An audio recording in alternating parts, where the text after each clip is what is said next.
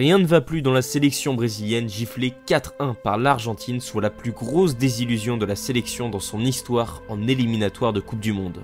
Un an après son arrivée à la tête de l'équipe, Dorival Junior est déjà sur la sellette. Alors, quel mal frappe actuellement la Seleção? Les années passent et depuis 12 ans, cette sélection brésilienne attire le désamour de son peuple, pourtant bercé par la magie du football.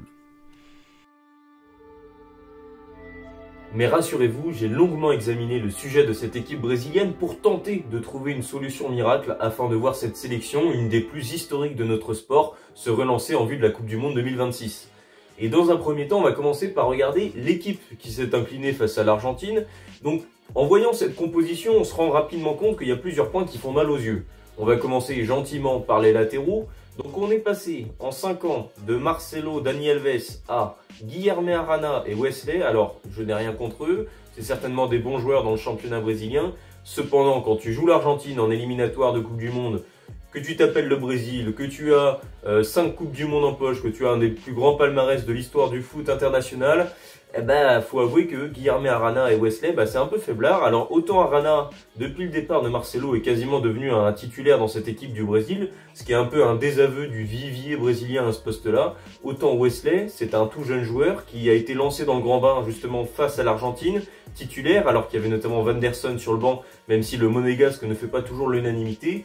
Envoyer un joueur de 21 ans comme ça, alors qu'en face, tu as certainement la meilleure sélection du monde actuellement avec l'Espagne, c'est vrai que c'était un peu envoyer un jeune au casse-pipe. Donc on va rapidement essayer de trouver une solution pour les latéraux parce que ça coûte des points à cette équipe brésilienne. Autre poste surprenant, Joelinton, André au milieu de terrain. Alors ces deux joueurs qui ont un point commun, tous les deux, c'est qu'ils réalisent une mauvaise saison en Première Ligue.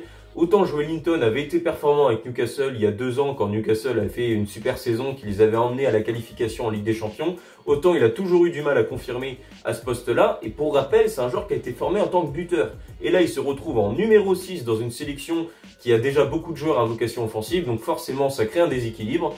Donc plus ça va, lui, au fil des années, plus il descend sur le terrain, c'est-à-dire que lors de ses dernières saisons en tant que joueur professionnel, il risque de finir en tant que gardien de but, parce que plus ça va, plus il descend. Et André, c'est pareil, c'est franchement pas au niveau de la sélection brésilienne. Et quand on regarde un peu sur le banc et qu'on voit Ederson, joueur de l'Atalanta qui réalise une très bonne saison, c'est vrai qu'on peut se poser des questions sur les choix du sélectionneur.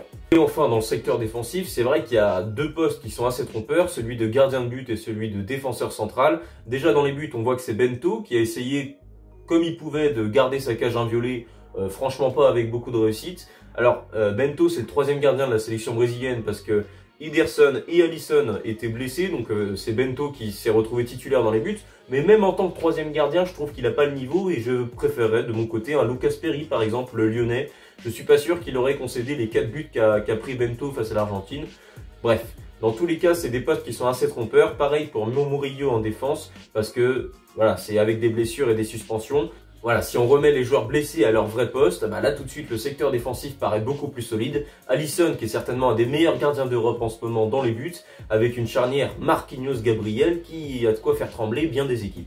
Donc bon, on va nettoyer un peu tout ça pour refaire du Brésil une équipe compétitive capable de battre n'importe quelle sélection dans le monde, parce qu'au vu du vivier brésilien et des forces en présence, il y a toujours moyen de trouver un équilibre pour réussir à avoir une équipe qui peut vraiment, allez, au moins ne pas se faire sortir en 8e de finale de Coupe du Monde, donc il peut au moins avoir une petite épopée. La Coupe du Monde, ça reste malgré tout la compétition du Brésil, ils l'ont remporté 5 fois, il y a eu des légendes qui se sont écrites en 2002 par exemple pour cette équipe brésilienne, donc il faut qu'on soit un minimum dans les traces des ancêtres brésiliens. Alors au Brésil, la plupart du peuple réclame le retour du grand roi Neymar qui est de retour au Brésil depuis l'hiver dernier à Santos où il a enchaîné quelques bons matchs avant de se reblesser au moment d'aller avec la sélection. Et c'est vrai que quand on voit cette équipe du Brésil, c'est sûr qu'il manque du liant au milieu de terrain, un joueur créatif comme pouvait l'être Neymar en tant que numéro 10. Néanmoins, est-ce que c'est le bon postulat de départ de vouloir construire sur quelque chose d'aussi peu fiable que Neymar, à savoir un joueur qui se blesse régulièrement? Imaginons tu construis un projet pendant 1 an et au moment de la Coupe du Monde, Neymar se blesse, t'as l'air un peu finot. Et puis pareil, Neymar c'est plus un joueur qui est sur la fin. Est-ce que le Brésil, au vu de la génération qui arrive, n'aurait pas plutôt intérêt à miser sur l'avenir en essayant de construire un vrai projet sur 4-5 ans plutôt que de changer de sélectionneur tous les ans comme ils sont en train de le faire actuellement? Bon, revenons au problème des latéraux, parce qu'avec une défense comme ça, tu vois Alisson, Marquinhos, Gabriel, là tu dis waouh, la défense de fou. Tu regardes sur les côtés, tu vois Arana, Wesley, tu dis bon c'est bon en fait, on a juste à envoyer la balle à nos ailiers et ça va passer tout seul. Donc, il faut corriger un petit peu ce problème-là. Et en ce moment, dans le football européen, vous avez remarqué qu'il y a un peu une tendance, par exemple dans le Barça de Hansi Flick, avec un latéral un peu plus défensif et un autre un peu plus offensif. Le latéral défensif au Barça, c'est Jules Koundé, qui peut permettre en fait de créer une sorte de trio défensif avec du coup Cubarsí, Martinez et Jules Koundé. Et ben on va essayer de reproduire un peu ce schéma dans cette sélection brésilienne avec un autre joueur qui est souvent blessé, Éder Militão, qui a déjà joué à ce poste de latéral droit lors de la Coupe du Monde 2022 et qui du coup en phase offensive pourrait créer une sorte de trio défensif avec Gabriel le gaucher, Marquinhos dans l'axe et Éder Militão en axe droit de cette défense. Du côté gauche, du coup, essayons de trouver un latéral gauche à vocation plus offensive que Guilherme Arana, qui, je trouve, n'est pas très bon offensivement et n'est pas très bon défensivement, et donc il va prendre sa place sur le banc. Je pense plutôt au monégasque Caio Henrique. Alors pareil, c'est souvent un joueur qui fait face à beaucoup de problèmes physiques, de blessures, mais c'est un des seuls latérales brésiliens capables d'avoir une vraie patte offensive, notamment une bonne qualité de centre et beaucoup de projections, ce qui peut créer des combinaisons intéressantes, que ce soit avec Vinicius ou Rodrigo. Donc là tout de suite on voit une défense qui paraît à la fois beaucoup plus solide et beaucoup plus polyvalente, donc c'est sûr que ça peut permettre déjà d'avoir une base beaucoup plus solide pour ce Brésil et pouvoir exploiter du mieux possible les contre-attaques. Et pour ça, il faut un milieu de terrain béton, agressif à la récupération et capable d'orienter le jeu du mieux possible. Et c'est là où j'interviens en tant que grand fan de la Ligue 1, parce que dans notre championnat, il y a un jeune Brésilien qui explose toute cette saison avec Strasbourg, André Santos. À 20 ans seulement, c'est certainement le meilleur joueur de Strasbourg qui réalise une saison incroyable aux portes de la qualification européenne. Il évolue même dans la cour des grands d'un point de vue plus statistique où il est au coude à coude avec les meilleurs milieux européens dans un profil box-to-box très moderne, décisif à la récupération, interception, agressivité et en plus de ça décisif dans l'autre surface également puisqu'il en est déjà à 8 buts cette saison en Ligue 1, ce qui fait de lui un des milieux qui marque le plus en Europe.